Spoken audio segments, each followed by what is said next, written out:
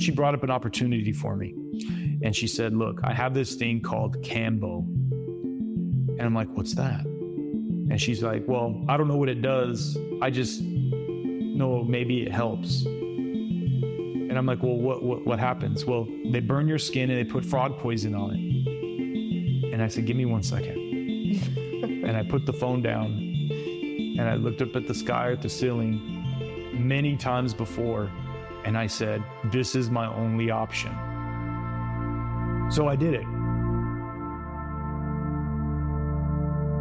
I first met Tony while working as a personal trainer at a local gym. He came in looking to rebuild his strength after a vaccine injury left him unable to walk for over a year. As we got to know each other, he shared more about his journey, one filled with frustration, dead ends, and doctors who had no answers. One by one, they gave up on him. Then everything changed. Tony was introduced to an ancient South American healing ritual, one that used some pretty unconventional methods to cleanse the body of toxins. Within weeks of using this medicine, he was back on his feet. Not only did he regain the ability to walk, but he also unlocked something even more profound, abilities that would change the course of his life forever. This week, I sit down with Tony to dive deep into his incredible story. From military life to a wheelchair, to exploring the mysterious world of mysticism and human psychic abilities. I'm your host, Ryan Olekson, and this is Beyond 80%.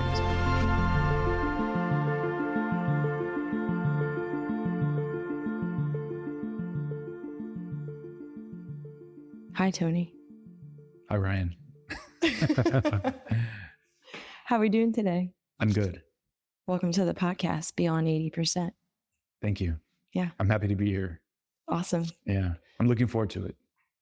Good, I've been me looking too. forward to it when you considered having me on. I was really excited to interview you.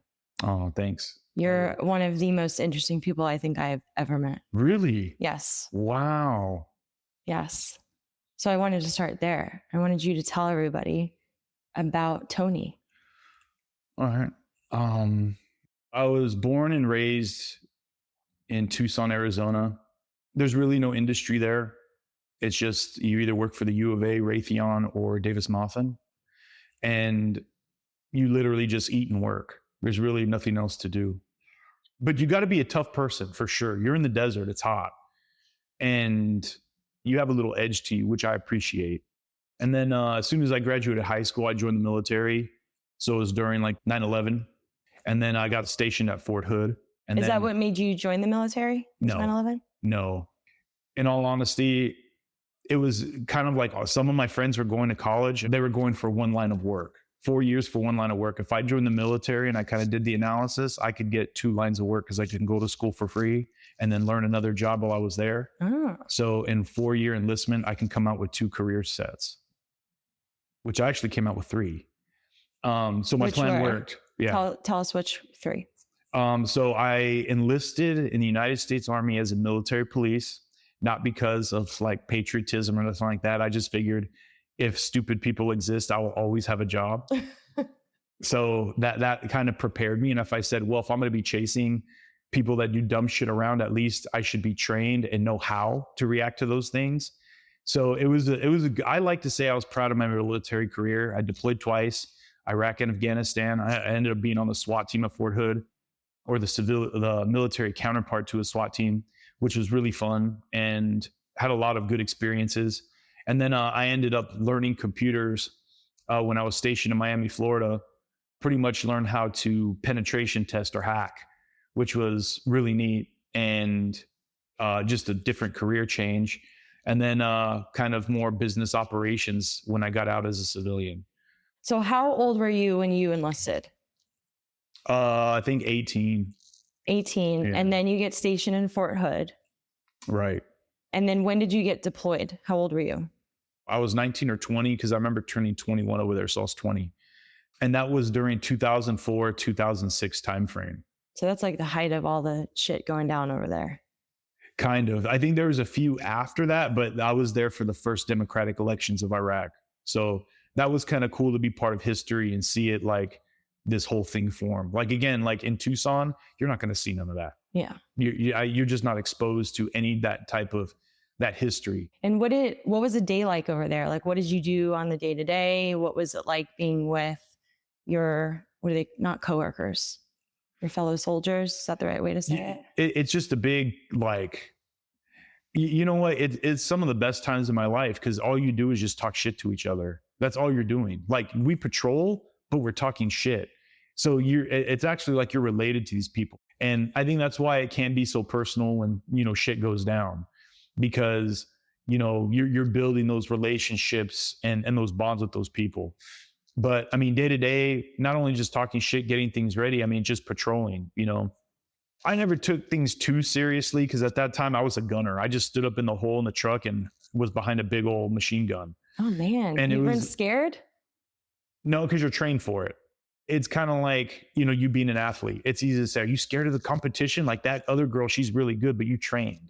So even if you are scared, you're at that point where it's go time and you have to trust something, whether that's your nutrition, your protocols for your training, your coach. You have to trust yourself at one point in time and the fear goes away. So that's the best way I can describe it. So, I mean, you're cautious, but you're not scared. Yeah. And then, I mean, it's not what you think. Like most people think like, oh, you're dodging bullets. I mean, that's some of it, but I mean, you're kind of just waving and, being courteous, trying to be a good example. And again, like, I don't know about anyone else, but me, I never tried breaking bad blood. I'm in someone else's country, even though that we may be in an authoritative position, you never want to abuse it. You're not there. You don't speak the language. You don't know the customs and courtesies. There's only so much change you're going to do in a year. What's one thing about their culture or being over there, getting to know those folks that you carried when you left the military? I respect their ability to communicate, their forwardness. I don't like bullshit. I mean, probably a lot of people can already tell that maybe through my demeanor, because I don't have the sexiest voice. I don't sound like a DJ or nothing. So I do respect their demeanor, their forwardness, their directness, but it's also honest. Like that's the one thing you see over there. I guess, it's not fake. They're very giving. Like hey, I'll give you a daughter. I'll give you a goat. And they mean it. They'll 100% mean it. And it's like, no, man, you can keep your daughter or keep your goat or whatever. And they say, oh, but I just want to see a picture of your family. So the fact that they're so engaging and so open in that context is really cool. Like they just get to the point. And then if you're just kind of shelter yourself off or, think it's being rude, they just won't mess with you. They're not the cup of tea. So I appreciate that. So let's go back to, all right, so we got deployed. Yeah. How long were you deployed for? A year for the first one in Iraq and a year in Afghanistan. Okay. And then you went back to Fort Hood? Yeah, I never left that place. I was one of probably the longest running soldiers there during that time. Like I wanted to go to Germany. I wanted to go everywhere. And I just kept coming back to Texas. You just kept going to hot deserts, basically. Yeah, pretty much. Yeah. Tucson, Texas, Iraq, Afghanistan. I just can't win. The man of the sand. Yeah, for sure. So when did you get out of the military? 2014. I left so immediately after Afghanistan, I got orders to be an Army recruiter and I got stationed in Miami, Florida. So that wasn't bad, but it did suck. Oh, there you go. You got some water there. Yeah. And what was that like? It sucked. You're like the best salesman ever? The worst. Everyone hates you. Everyone hates you. And I was stationed on South Beach. No one goes to South Beach to join the Army. Nobody. But it was a good experience because I met my numbers, because I helped out a lot of people. So what's like the one experience that sticks out to you from being a recruiter in Miami? Being present. Like a lot of people would think you'd have to kiss a lot of ass. And maybe you do, but I never did. And what I mean by never is I never attempted to. I mean, I'm sure I had a bit polite where I didn't want to be, or maybe use language that is not normal for me, but I wouldn't say it was necessarily kissing ass. It was just communicating effectively. But I'm really glad I got the respect of the parents and the teachers that I talked to. I even put a teacher in the Army because she heard my spiel. And again, that speaks volumes of my transparency because that's what I try to achieve. I don't like bullshitting people. I was kind of bullshitted into joining, being an MP. And again, I don't regret it. It's just the cards I was dealt and the cards I was played, but I knew I could deal with cards better given the situation I was in now. And since I deal the cards my way, I can conduct business my way.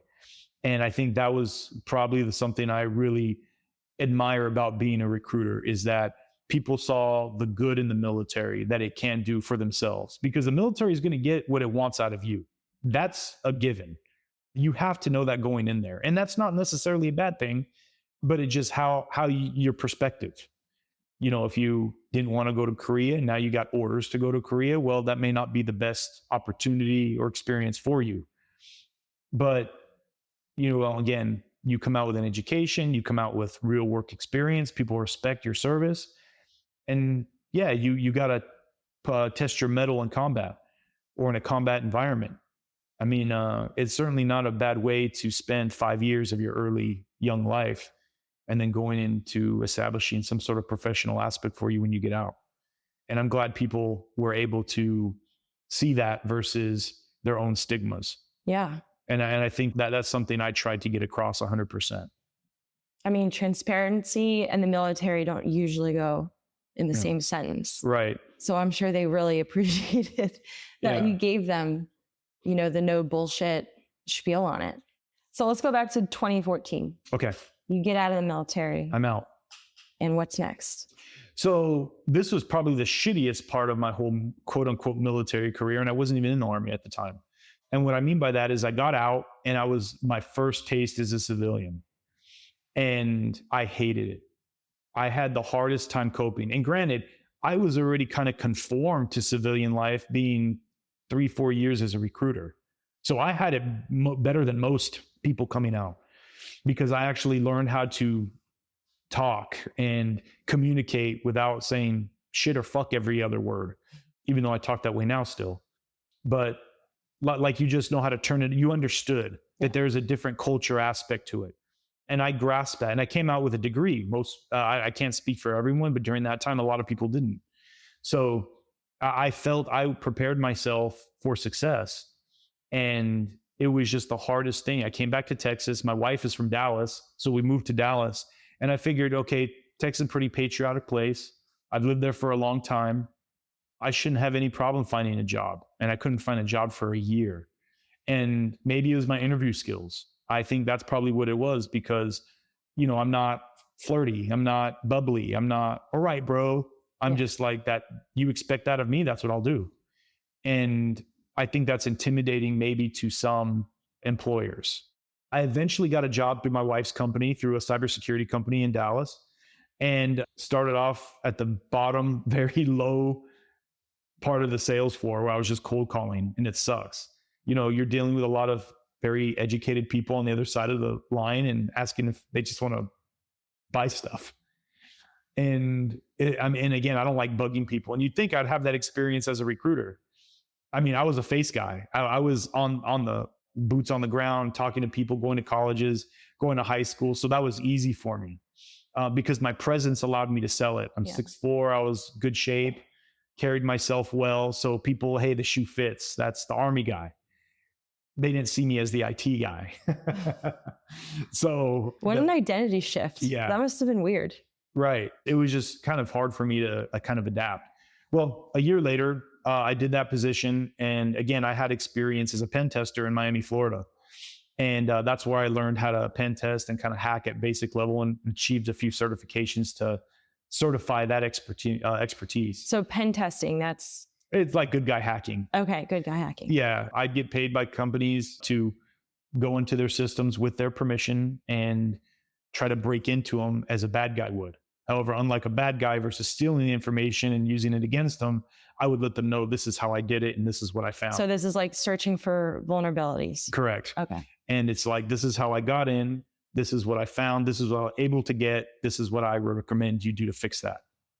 And then I come back in 6 months and do it again. And okay, cool, you patched it. And that was good, because I think I was the only one in the company moved from that position all the way up to that. And then from that point on, I did that job for about a year and a half until I got kind of sick. And that's where things like, that's probably the worst part of my life that happened during that time. And it all happened so fast. So let's go into that. Okay. So we get sick. What do you mean by that? So I get ready to go to a gig to Colorado, and I get to the airport and they're calling our number in the terminal to, our gate to onboard the plane. And I can't get up. I can't walk. I can't move my legs. Like you just lose total feeling.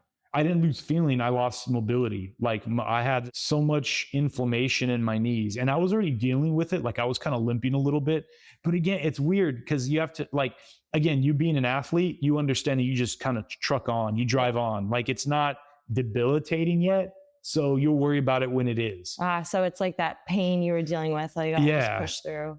Like it felt like a soreness and a little stiffness, but nothing to where, and again, I'm already customer focused. I already have a destination. I'm already in the zone. And you're on a work trip. Right. So just icing on top there. Exactly. Okay. So then, I think, okay, cool. And I've been getting up and walking, the whole airport scheme. And this time I can't get up. So I'm like freaking out. And luckily my wife was going with me to Colorado, and I had to get a wheelchair out of there. And I wasn't scared at this point in time.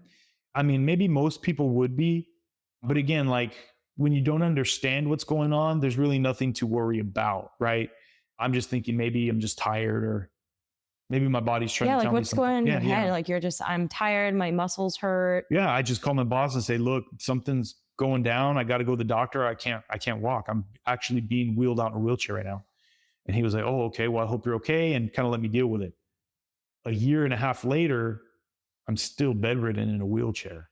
And that's when I got scared, like probably within 6-8 months in it, because I didn't know what was happening. And I stayed that way, again, like I said, bedridden for a year and a half. And what did doctors say? Well, at that time I had really good insurance, and I went to like 5-6 different doctors, and they said it was autoimmune, which I'm not giving any medical diagnosis or medical advice. This is just my interpretation of what that meant based off my experience. And autoimmune pretty much says, I don't know what's going wrong with you to diagnose it, but I have to call it something. That's how it kind of came across, even though they didn't say that. And I'm like, okay, because when you ask, well, what's wrong? They don't know. So they have to call it something and treat it. Yeah. And so during that time, I was just figuring it out within. And for some reason, I just felt like, and anyone who's healing in this, who has that, they kind of know what I'm talking about, where you get the initial diagnosis, you probably hear those words for the first time, autoimmune, and there's no treatment. And then no one knows how to figure it out. And the doctors that are helping you aren't the most enthusiastic, because it's a risk for them too. And you begin to understand that you're in a circle of shit that you can't get out of, because no one knows what's wrong with you. And most importantly, you don't know what's wrong with yourself. Mm-hmm. And again, I'm not a medical professional. I'm a guy who you told to pull a trigger, and I did. I had no recollection of anything going on with my body. I took care of it from what I thought, but I guess I didn't. And that's the hard part. Like, where do you start when you checked all the blocks, or at least you felt? Well, do you find more blocks to check, or do you get a new page? It's super difficult.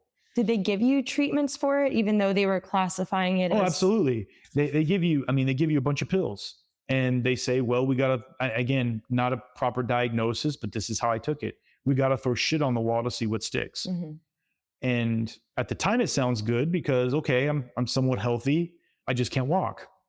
But then you don't know what you're taking or the side effects it has, because you're just trying to get better. And that's my ignorance. Again, even though at that time I didn't understand, but you have to take responsibility for your lack of knowledge, because that's what allowed me to start gaining knowledge and asking questions. And it just sucked. It just not the best news to hear. And again, like anyone that has heard that, or maybe even been close to hearing that, knows exactly the tunnel I'm talking about. I wouldn't wish it on my worst enemy.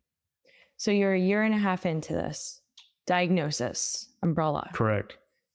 Nothing has gotten better, still no answers. Correct. Where do you go from there? Like, what shifted, what changed, what kind of got you in this space that you're in today? So This is the easy answer: faith. I like to say I healed myself through faith. Now, depending on who's listening to this, maybe like, okay, this is where they turn it off. I say this is where you turn it up, because I like that. that's where I actually was able to walk again. So, long story short, during this time, I had lost faith. I hated God. I couldn't understand why I was doing this. Just to be transparent, I did contemplate suicide, and not so much as a cowardly act, more as, and even though to some, I mean, and that's their opinion, it is a cowardly act. To me, it was more like a samurai. I had brought dishonor to myself. I imagined I would never be in this situation. I thought I was destined for a lot more, given the kind of nice little head start into life I accrued. And I mean, again, I talked a lot of shit, but I didn't hurt nobody. I didn't take it to the point where, I'm very accountable. Like, what the fuck did I do to deserve this? Okay.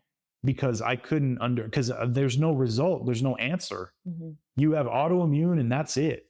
And well, you got to wait another month for the appointment. And then everything else is outside that scope. There's no insurance for the good stuff. All the good stuff is pay out of your pocket. And again, I had no job anymore. And I had a mortgage. And we had to move out. My wife and I out of our house and live in an apartment. And we rented our house, and that was bringing, some sort of income, about $272 a month at the time. But that wasn't going to pay a doctor to help me out. So you start looking at other things just to make sense. Again, instead of looking for more boxes with the autoimmunity, I turned the page. Mm-hmm. And I started, and it's like looking for your keys. Like, what did I do wrong that I didn't account for, apologize for? Maybe I left someone in an ill state of spirit or emotion that I didn't know of. And maybe this is coming back to get me, like karma, because I was like, man, I fucked up big. And my wife, she's my hero. I'll say that over and over again to her face in front of people. I wouldn't care. You put me on a platform. Hey, who's your hero? My wife. Not my parents, my wife. 100%. She's a road dog. And she'll say the same thing about me, but it's different perspectives. Yeah. A lot of couples don't go through something like that. So we're at a really low point. We have no answers at this stage. So we have no answers at this stage until one answer came up. And it was the only box in this kind of scenario I'm building with options for autoimmunity. And I had a friend call me who was kind of teaching me meditation and stuff like that. And I'm not a big fan of any of that. Again, I'm a grunt. I'm a dude's dude. I mean, don't get me wrong. I like peace and quiet, but I don't want things to come talk to me. And we'll get into that later. But then she brought up an opportunity for me. And she said, look, I have this thing called Cambo. And I'm like, what's that? And she's like, well, I don't know what it does. I just know maybe it helps. And I'm like, well, what happens? Well, they burn your skin and they put frog poison on it. And I said, give me 1 second. And I put the phone down and I looked up at the sky or at the ceiling many times before. And I said, this is my only option. Out of all the cures and all the scenarios, I have to burn my fucking skin and put frog poison on it. That's it. That's my option. And I picked up the phone and I said, no, I'm not doing that. But again, those of us who are in severe pain and feel hopeless, and then they tie together to the point where you see the end versus the beginning, it may work. And you'll take that challenge. And to be honest, I'm glad it was brought to me from a friend versus a doctor, because I already tried everything the doctor said and I was just broke and, again, hopeless. So I did it. And the guy who administered it was from the Coast Guard.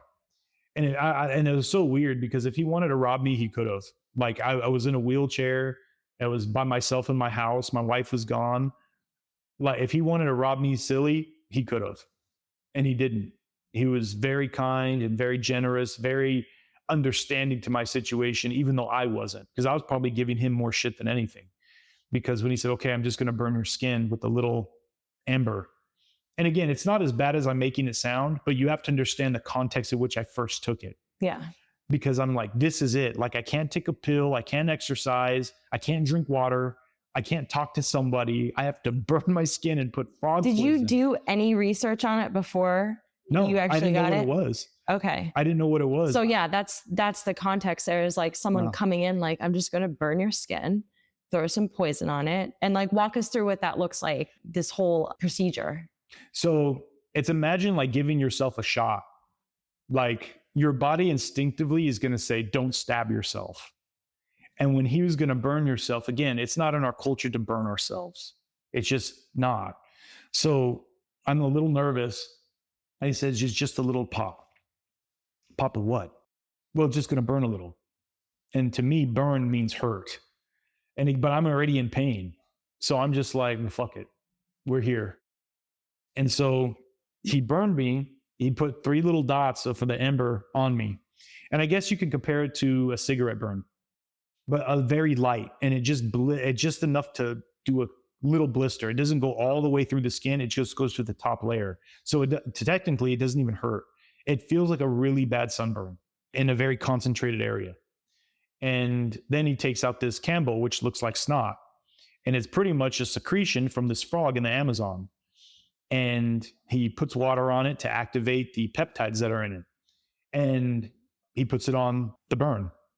And the whole time I'm just, okay, getting warm. I can hear my heartbeat in my ears. Never have I experienced anything like that in my life. So I'm like, what's going on?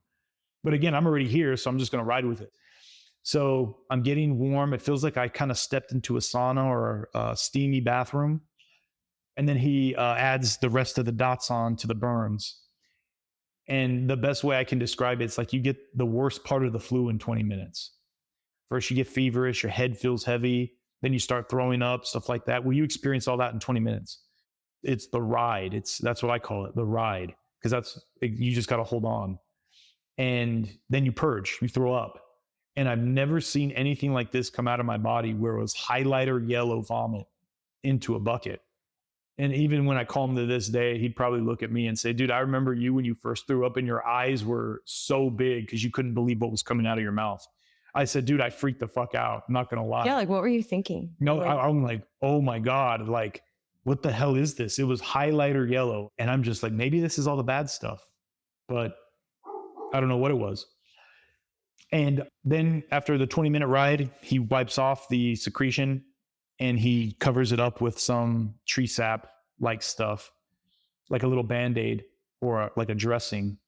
That's it. You kind of feel euphoric, kind of like you're a little high, or maybe having like 2 beers where you're kind of warm and just kind of kicking back. And I felt great.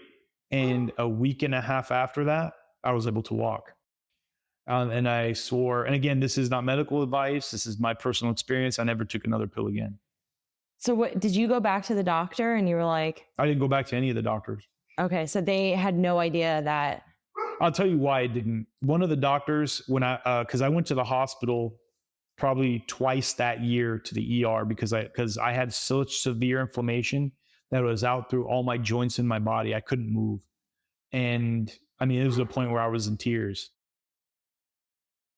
And when I got to her clinic, she pretty much was very cold with me. And she's like, look, you got 2 options. You got this cancer medicine, or you got this and you're going to be taking the rest of your life. And it's a medicine that stops your immune system. And I said, well, and when I wanted more questions, she literally pulled down her glasses and she said, look, you can either take these 2 treatments or you can spend the rest of your time in that wheelchair.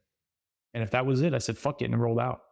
So that's kind of where my distaste with doctors. And again, it's not all doctors. I've met some very good doctors that had enough empathy to meet me where I'm at halfway, to understand that this is mental, emotional, and physical, versus it just being do what I say and that's it.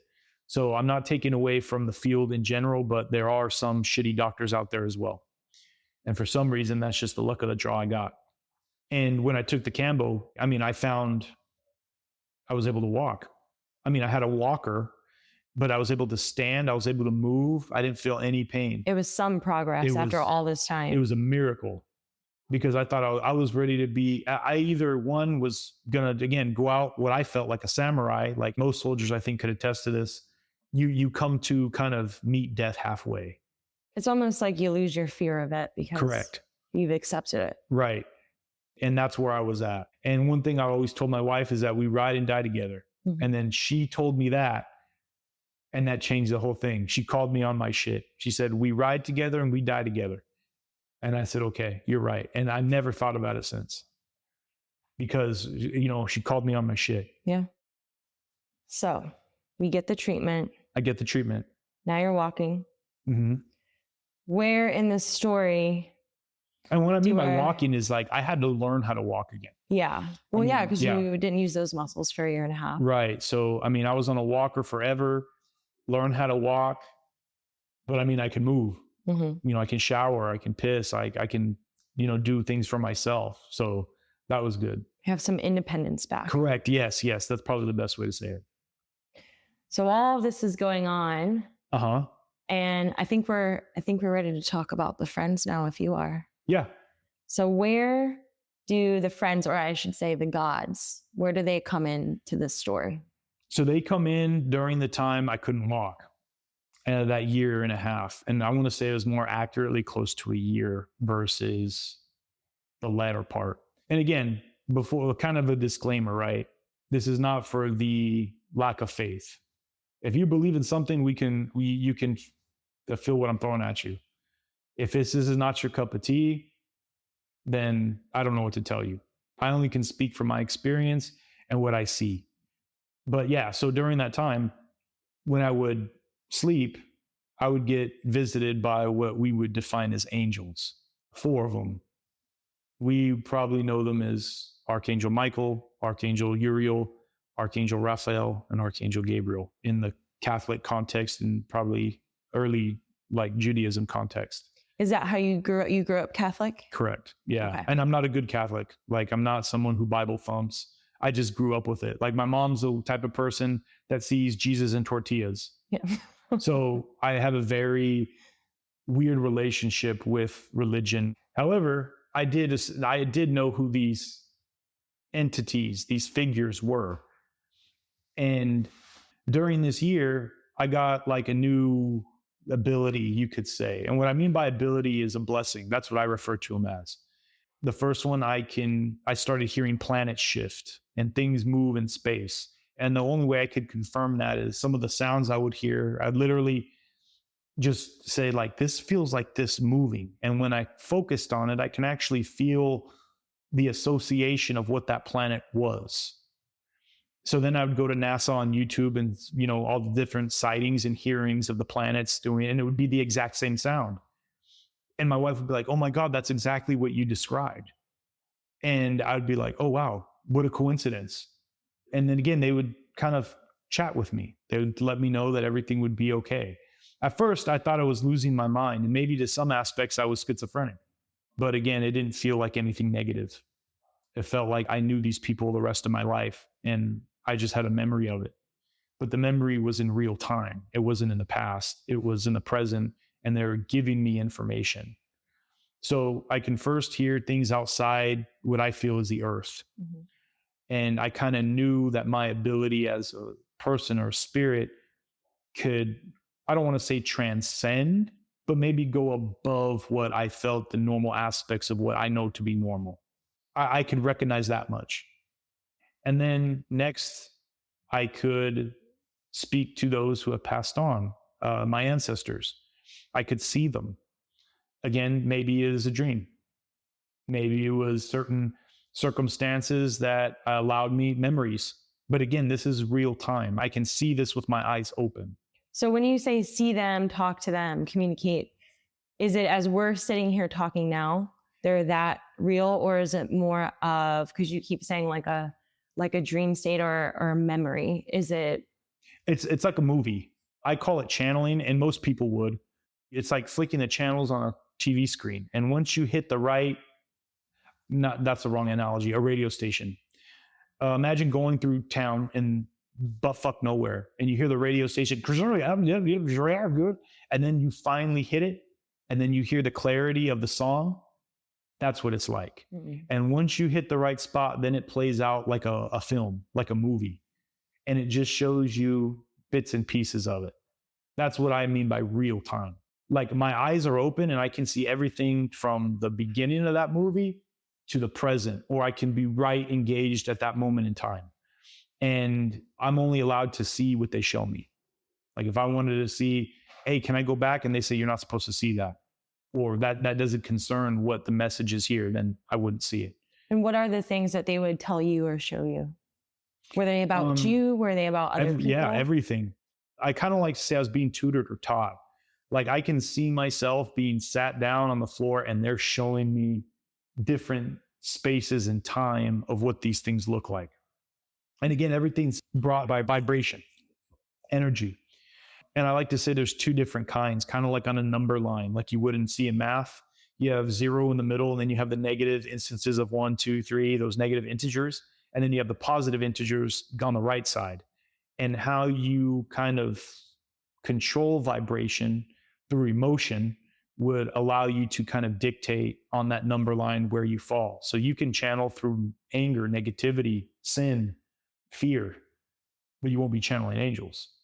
If you're channeling more on the positive side of this number line, the positive integers 1, 2, 3, 4, 5, in faith, unconditional love period, you're going to be channeling some of the higher echelons of those vibrations. Does that make sense? Yeah. So you're saying when you're in an emotion, there's energy to that emotion. Correct.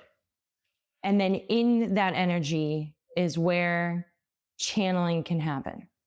Correct. Yeah. Like there's certain ways to get in that state. To some people through meditation.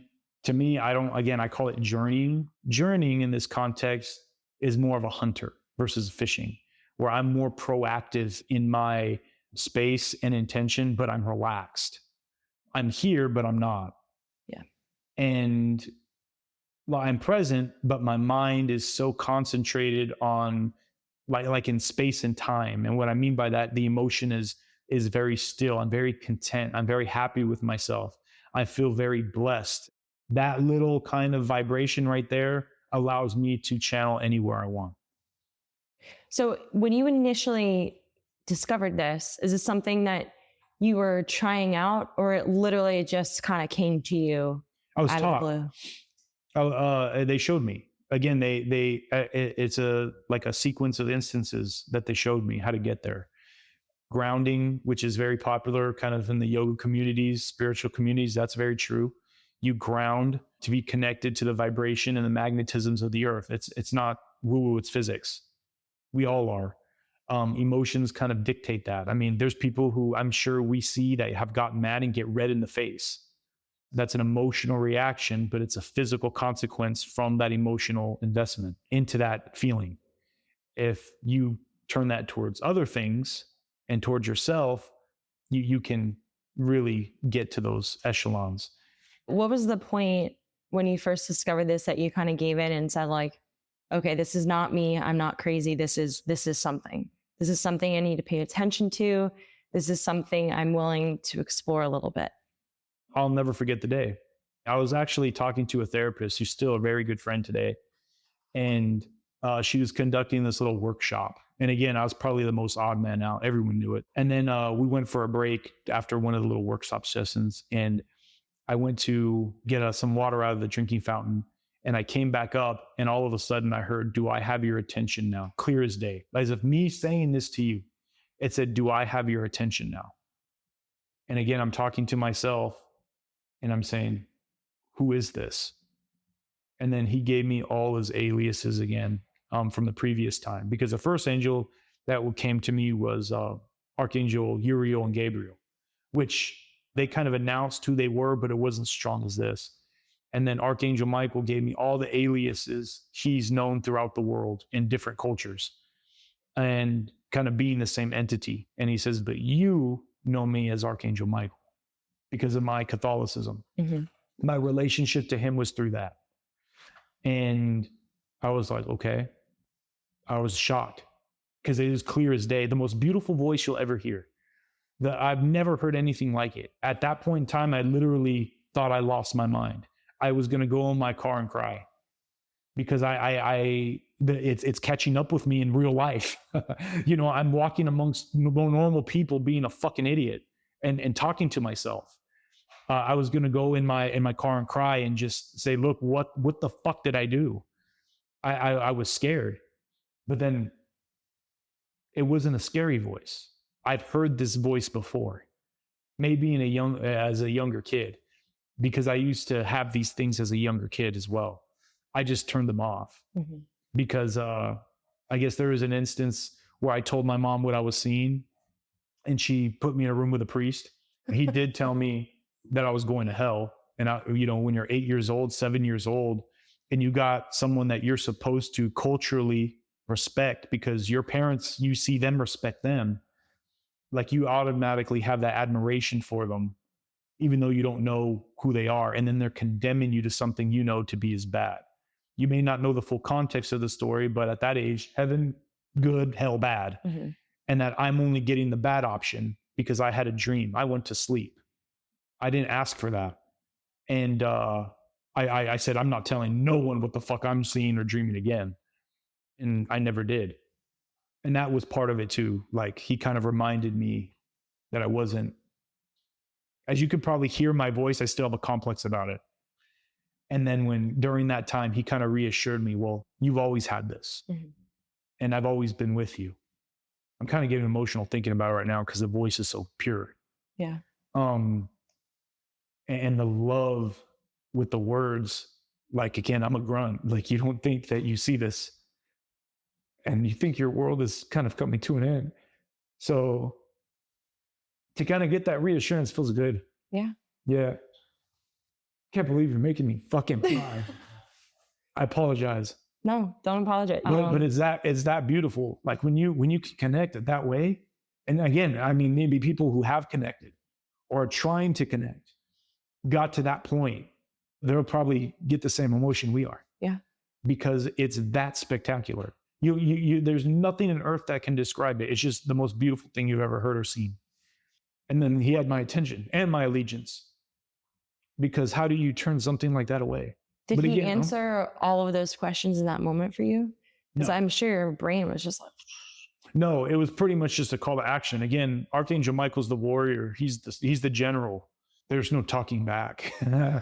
Those, again, maybe in the spiritual context of this conversation who are listening, if they've worked with Archangel Michael, he's the worst one to pick you because there's no working around it. But he hooks you up. And when he says he's got your back, he does. And again, that's why maybe I'm so strong in my faith, because I have been guaranteed a lot of things by pursuing my faith and trusting him. And again, a lot of the things that he even apologized, I had to take everything from you. Because during that time when I was a civilian, I got called 3 times to do what I didn't want to do, and that's talk to people. I wanted to make money. I thought I was out of the military. Everyone else is making money. Why can't I? Why can't I do this? And there was 3 instances where I was helping people and I was talking to them, and he called me. And I knew he was calling. I knew it wasn't me. It wasn't that. It was something bigger. What did you think at the time? And what was the call? Was it a voice? So no, it was an experience. And again, I just read between the lines. Like imagine you pull over to help someone in a car, and that person, and you're just doing the good deed. What you feel is right. What you would expect someone to do for you in that situation. But then that person is going through something that you just went through a week ago. Very personal. And then it's just like, I didn't find you, you found me. And that person, even though you're helping them out and you think you're kind of on the offensive, they're saying, this is what's going to happen to you. And it was meant for you to stop to help them so they can tell you something. It was just unfortunate for them. But they're going to get paid back, right? Because it's their way of getting through to you. Because there's no one, during the first instance where I helped someone, there was no way in hell that they would have knew that stuff about me. So you stopped to help somebody and they told you something about yourself? Right.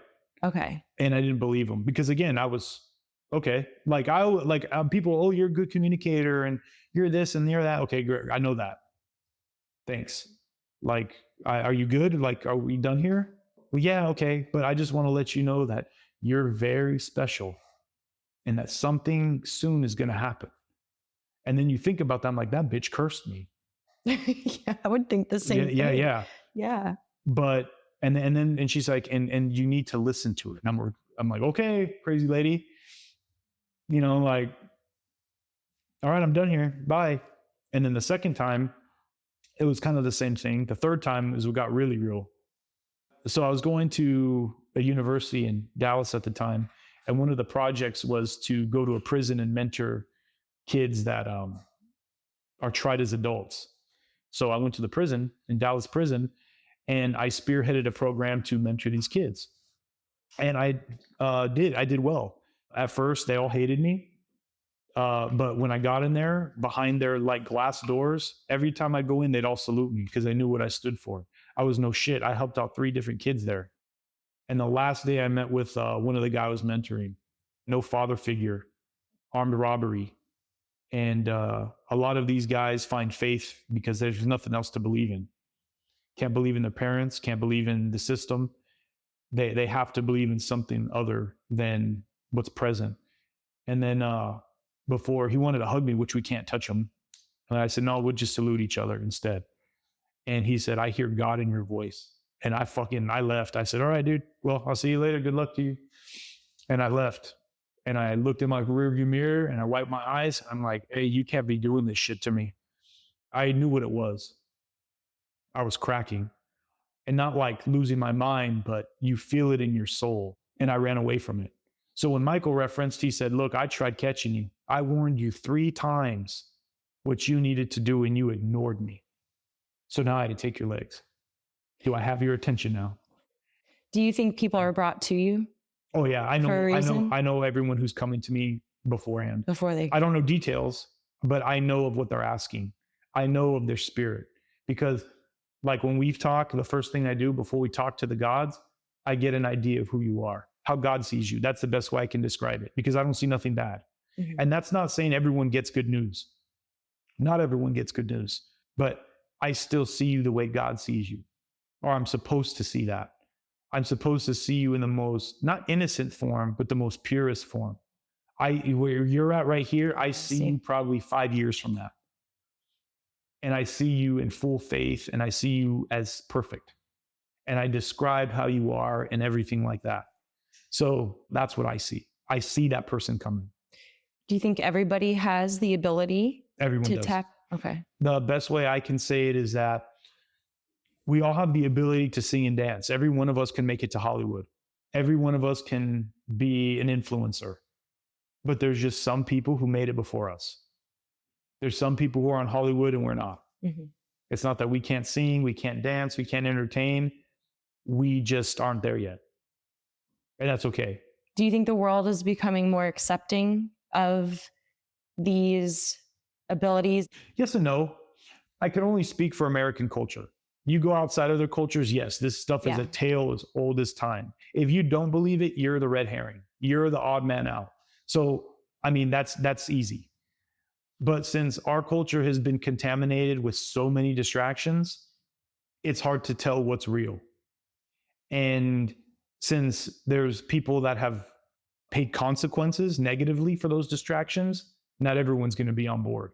And those trickle down. Mm-hmm. And that's why, again, I understand if people want to turn this off and say, well, that guy's full of shit. I 100% agree with you. I hope I am. So this goes away.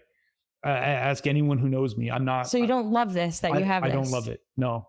Why is that? Because I'm honest. That's why. If anyone says they love this, they're lying. They may like doing it. They may like helping people, but it's a responsibility. So what's the dark side of it? Because I think in this space, we always hear the good side, even as you describe the story of hearing Michael's voice, it paints it as a very rosy picture. So I don't ever really hear anyone talk about the dark side. There is no dark side. It's all faith. The dark side is the human choice. Because when you have the gift, you're favored by God, but also the devil.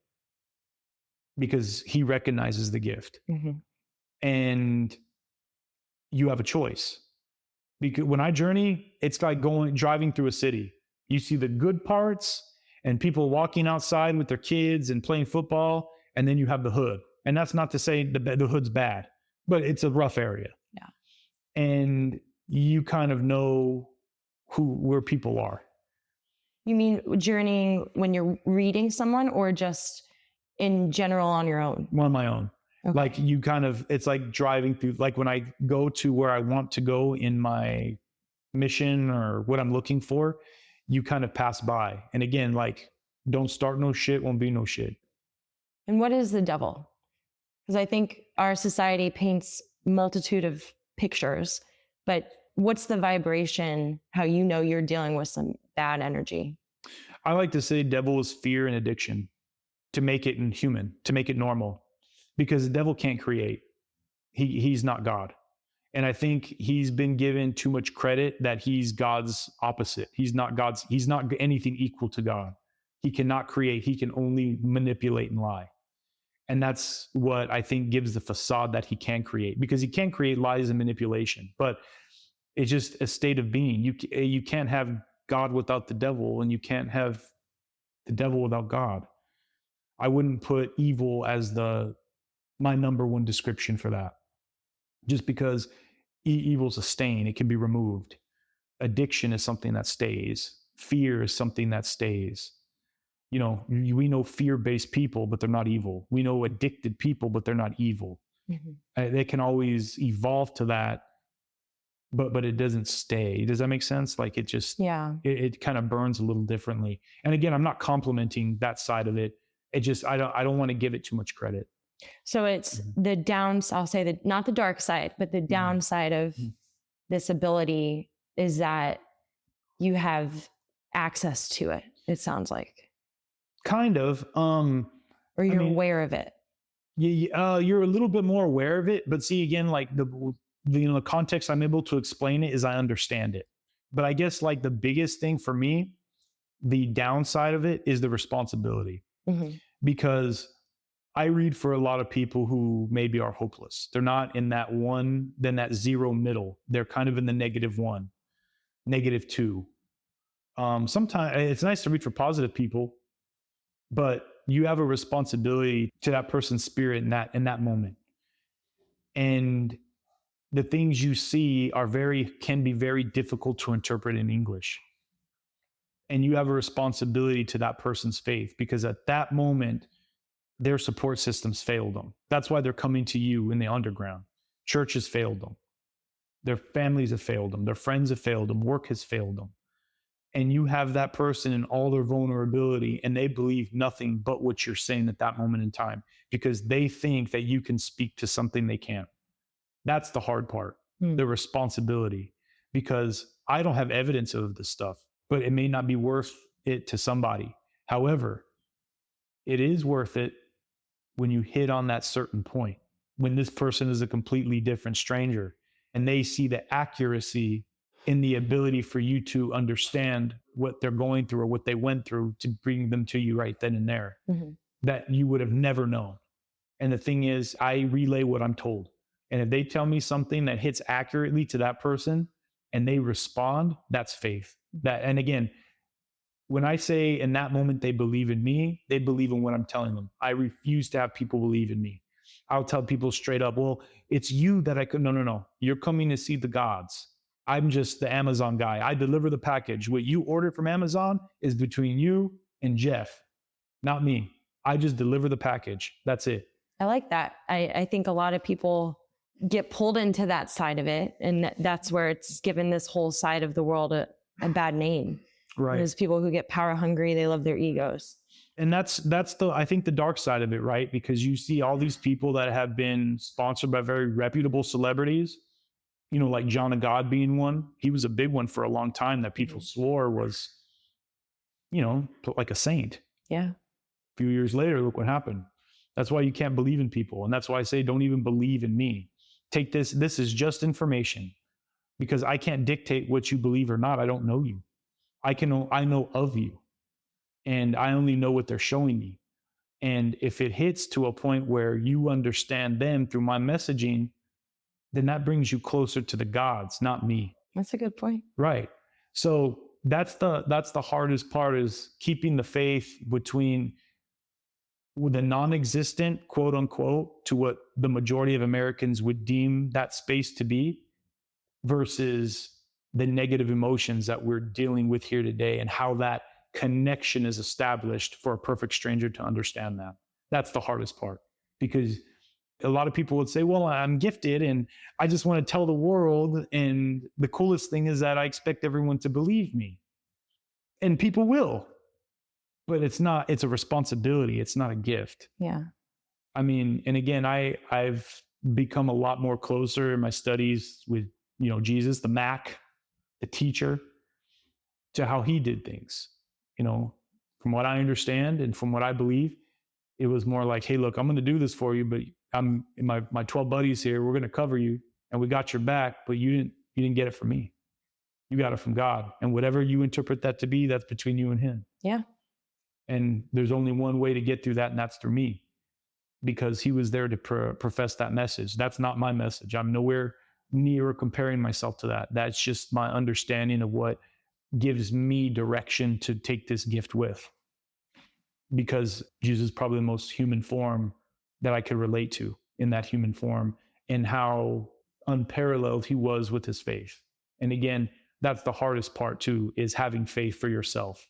Because I can tell you one thing, I mean, when I first started doing this, it's very easy to doubt yourself, especially when you're a doubter like myself. I'm the type of person that believes that you have to work hard to get what you want. It takes effort, it takes investment, it takes a networking, it takes a passion.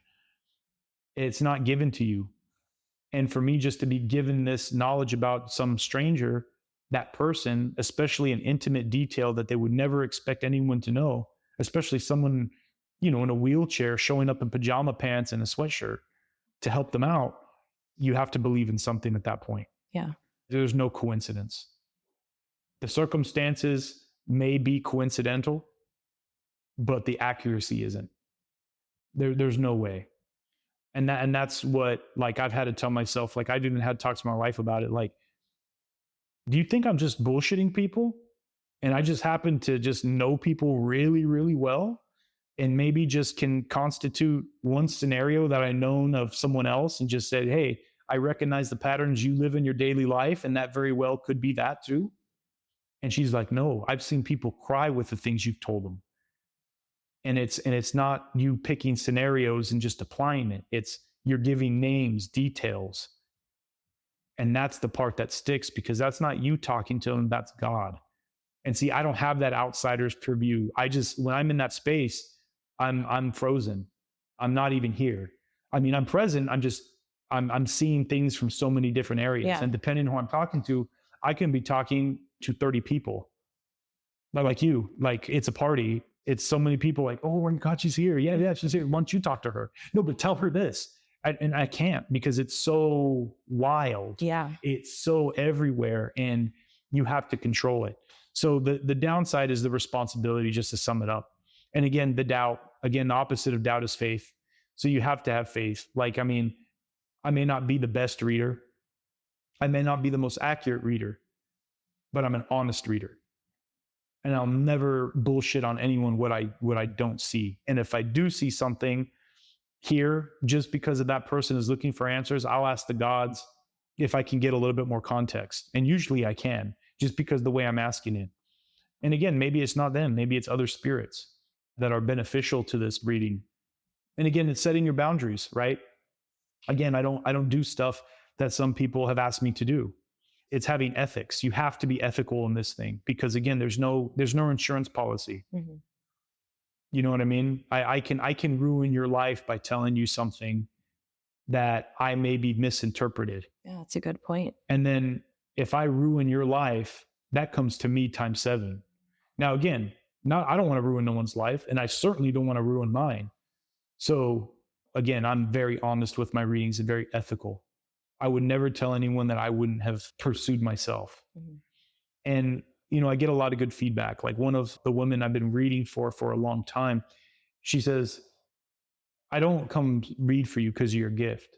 I come read to yourself because I know you've healed yourself in faith. And it's that faith that you have in the ability to know who you're talking to that allows me to concentrate my faith on those same messages to bring me the blessings that I need. And I'm like, that's a good point. That's the best way to say it, because I am healing myself with faith. Again, I mean, I very rarely take a medication. I'm very stable. I just trust the path I was given, and hopefully it works out, just like all of us. My calling, I think, is a little different.